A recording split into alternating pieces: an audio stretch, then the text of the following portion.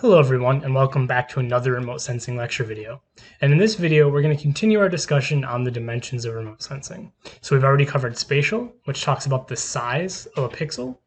We've talked about spectral, which talks about the number of bands and also what wavelengths those bands correspond to. Now we're going to talk about the temporal dimension.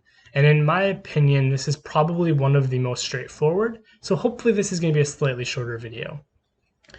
And as always, I just want to start off with a quick one-sentence little synopsis of what we mean when we talk about the temporal dimension or temporal resolution. And this is really just talking about how often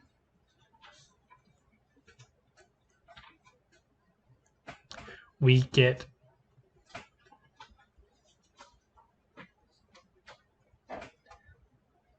I'm going to put this in caps here,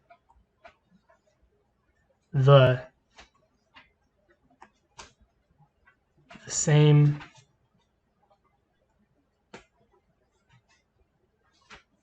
data set. I'm going to underline the same here. And the reason I've underlined the same data set is because you have to realize with remote sensing now there's hundreds of different satellites in orbit. We have numerous different airplane sensors and drone sensors. So you can get remote sensing data almost any day of the week now. But the key thing with temporal resolution is we're talking about the same data set. So for example, if we use Landsat, right? Landsat is a satellite sensor that's been through its various iterations since the late to mid 70s, 1970s, I should say. And that has a temporal resolution of about 14 days.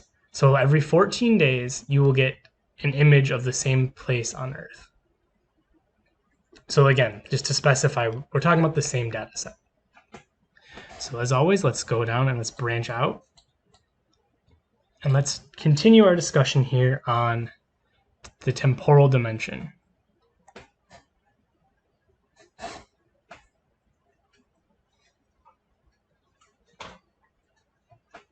Right, the temporal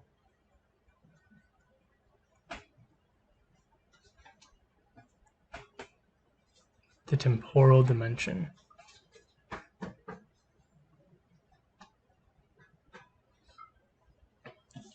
Right, so just to recap our definition here, right, it's how often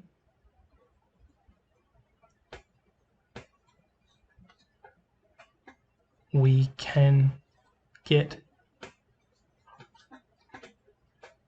the same data set. And so I want to throw a term out there that you're going to see in literature and in textbooks when we talk about the temporal dimension or temporal resolution. And I want to just really quickly fix this M up here. Sorry, my handwriting got really bad. All right, we're talking about the temporal dimension. All right, and so the term that I want to talk about here is what's called the revisit time.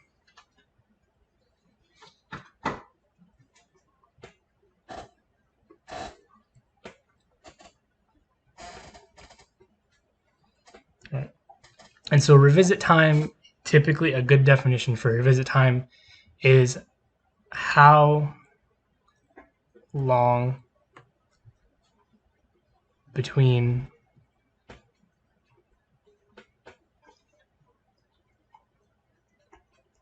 images at the same place. Right. So revisit time is like the numeric expression of the temporal dimension. It's how long between images at the same location. And as I mentioned before, the revisit time for Landsat is 14 days. Some newer sensors like Planet, for example, Planet has launched what's called a constellation. So you have hundreds of satellites that are identical to each other.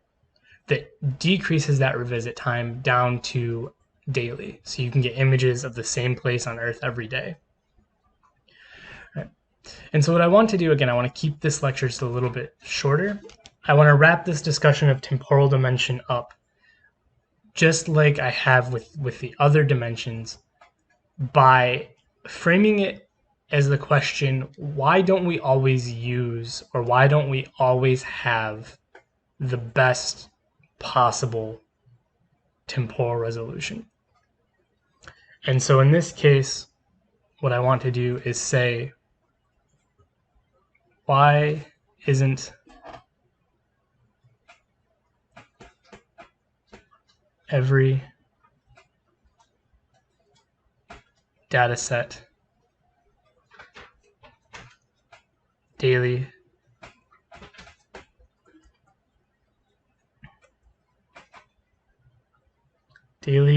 revisit times, right? Clearly, right, that would be the best possible scenario, would be to have every remote sensing data set acquired every single day. That's like that's what we wish would happen. But in reality, most data sets aren't daily. And what I want to do is I want to talk about a couple of trade-offs and a couple of reasons why this isn't the case.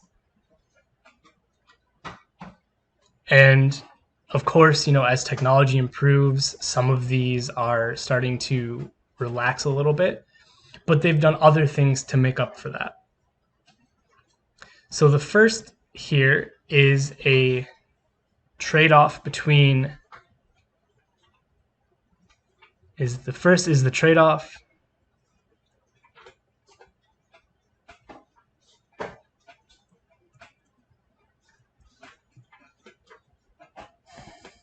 between temporal resolution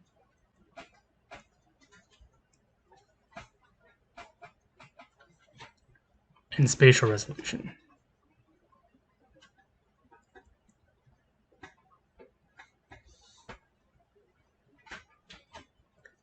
The trade-off between temporal resolution and spatial resolution.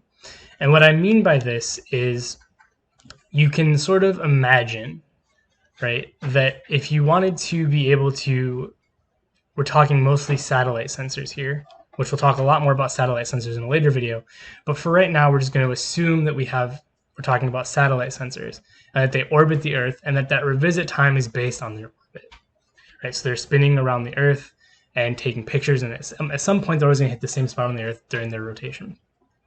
Right, so there's a trade-off in this case between temporal resolution and spatial resolution, because if the satellite changes nothing else, if it orbits farther away from the Earth, right, it's going to be able to reach its destinations faster, but then you're going to have a lower spatial resolution because you're farther away. So there's a trade-off between temporal resolution and spatial resolution. So in general, if you increase the temporal resolution,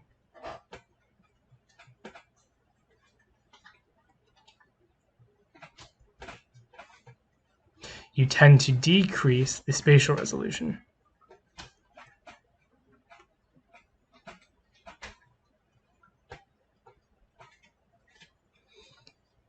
Now, we're going to make a couple of caveats here, right? The first caveat, you could simply say, okay, well, instead of having to move the satellites out farther from Earth, decreasing the spatial resolution, well, you could just launch more satellites. Certainly, right? That's what PlanetScope did, right? They've got, I think now it's over 200 satellites with the same specifications. That's how they're able to get that daily revisit time. So you could launch more satellites, or launch more sensors, right? But that comes at a cost.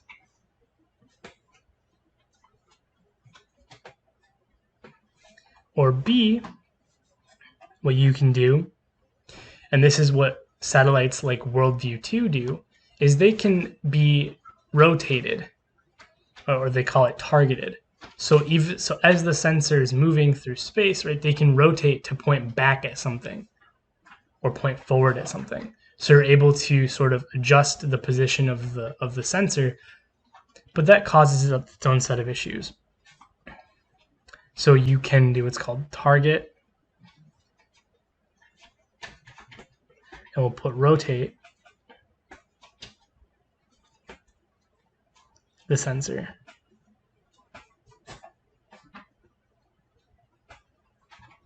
Now, we're not going to cover the myriad of issues that can occur when you do this sort of thing. So we're just going to sort of put a catch-all here of saying data quality issues.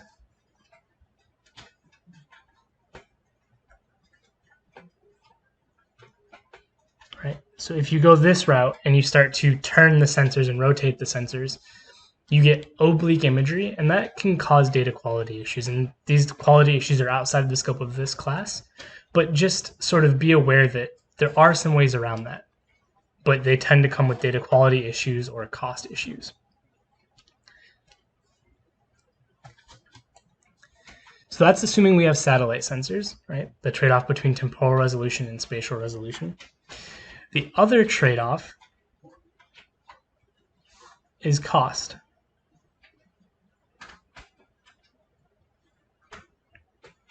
Right. And so we kind of mentioned this when I said, Planet, for example, they launched hundreds of satellites to be able to have a high spatial resolution and a high temporal resolution. They just launched a bunch of satellites. So you have multiple different satellites with the same parameters orbiting the Earth. And that's all well and good, but it's costly. Now, of course, those costs are coming down, but there's still cost involved there. Now, when I say cost here, what I'm talking about is for aerial imagery, right? And this is the very high spatial resolution imagery. This is the sort of sub-meter imagery. This is the stuff that you would get by having a sensor on the bottom of an airplane, and then you would pay a company to go out and acquire imagery. And what I mean here is, in this case, right, you're paying for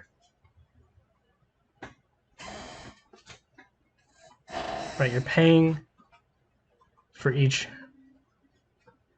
image acquisition.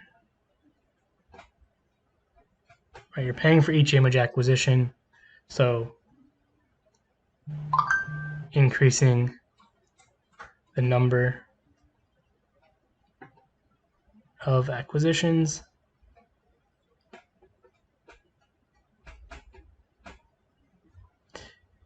increase costs. Right, and you'll see this especially with government-funded imagery campaigns. Right, one of them is the National Agricultural Imaging Program, NAIP. Right, and NAIP is a great source of high-resolution aerial imagery, but it's only available for a particular area in every 3 to 4 year cycles. And part of that is because it's expensive. Right, we have to pay a company to go through the process of gathering the imagery and processing the imagery. So there's a cost associated with that. And the more times you do it, the more money it costs you. So hopefully this makes sense. And I just want to clarify with number 1, here we're talking about satellites primarily. And here we're talking about air photos primarily. So hopefully that makes sense. If there's something you didn't understand, I encourage you to pause the video, go back, rewatch the parts you're confused about. And as always, please reach out.